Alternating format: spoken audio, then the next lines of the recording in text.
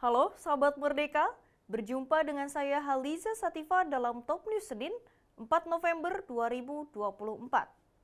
Berita pertama, Komisi 6 DPR emosi hingga mendesak pemerintah blokir iPhone di Indonesia. Selanjutnya, panas saling sindir antara Lulu dan Hovifah dalam debat pilkada di Jawa Timur.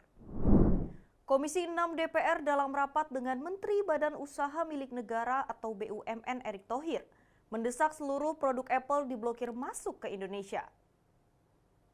Desakan itu disampaikan oleh anggota Komisi 6 DPR dari fraksi PDI Perjuangan, Mufti Anam dalam rapat pagi tadi. Mufti Anam dalam pernyataannya meminta Kementerian BUMN untuk memblokir seluruh produk Apple termasuk iPhone dilarang masuk ke Indonesia. Menurutnya, permintaan ini sekaligus merespons permintaan Apple yang menginginkan tax holiday selama 50 tahun. Adapun permintaan tax dari Apple ini setelah ramai di media sosial terkait produk iPhone 16 yang dilarang masuk ke pasar Indonesia. Hari ini sedang ramai di media sosial soal bagaimana ternyata iPhone 16 dilarang masuk Indonesia, Pak. Tapi setelah kemudian kita buka alasan dari pemerintah, yaitu karena iPhone minta tax holiday 50 tahun. Emang gila ini Pak, iPhone ini Pak. Memang sudah layak diblokir dari negara kita Pak. Maka harapan kami minta kepada Menteri BUMN, Bapak ini kan jaringan luar biasa, pernah menangani sepak bola kelas internasional. Maka kami harap Bapak bisa turun tangan dalam hal ini agar kita tidak tergantung dengan namanya iPhone Pak.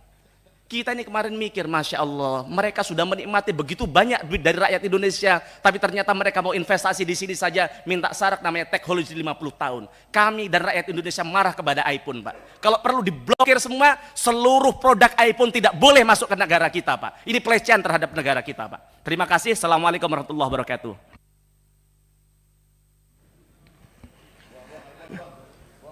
Kalau iPhone sampai diblok banyak yang repot ini, Pak. Tax holiday merupakan insentif khusus pemerintah terkait pajak. Dengan kebijakan ini, konsumen atau industri bisnis akan mendapat pengurangan bahkan menghilangkan pajak untuk sementara waktu. Komisi Pemilihan Umum atau KPU Jawa Timur menggelar debat kedua pemilihan gubernur dan wakil gubernur Jawa Timur 2024 di Surabaya malam kemarin. Salah satu momen panas ketika Lulu Nur Hamidah keras menyerang calon gubernur incumbent Hovifah Indar Parawansa. Paslon nomor urut 1 Lulu Nur Hamidah Lukmanul Hakim menyinggung pemerintah Provinsi Jawa Timur selama kepemimpinan Hovifah menjadi provinsi dengan tingkat korupsi terbanyak. Hovifah awalnya memaparkan berbagai program dengan mengutamakan sistem elektronik yang sudah dijalani di Jawa Timur. Terima kasih, sejak kami bersama Mas Emil mendapat mandat sebagai Gubernur dan Wagub Jawa Timur, kami sudah mencanangkan cetar, cepat, efektif, efisien, tanggap, transparan, accountable, dan responsif. Ini menjadi bagian penting untuk kemudian kita breakdown dalam SPBE, sistem pemerintahan berbasis elektronik, dan kami mendapatkan penghargaan satu-satunya Pemprov yang dapat SPBE dari Kemenpan RB.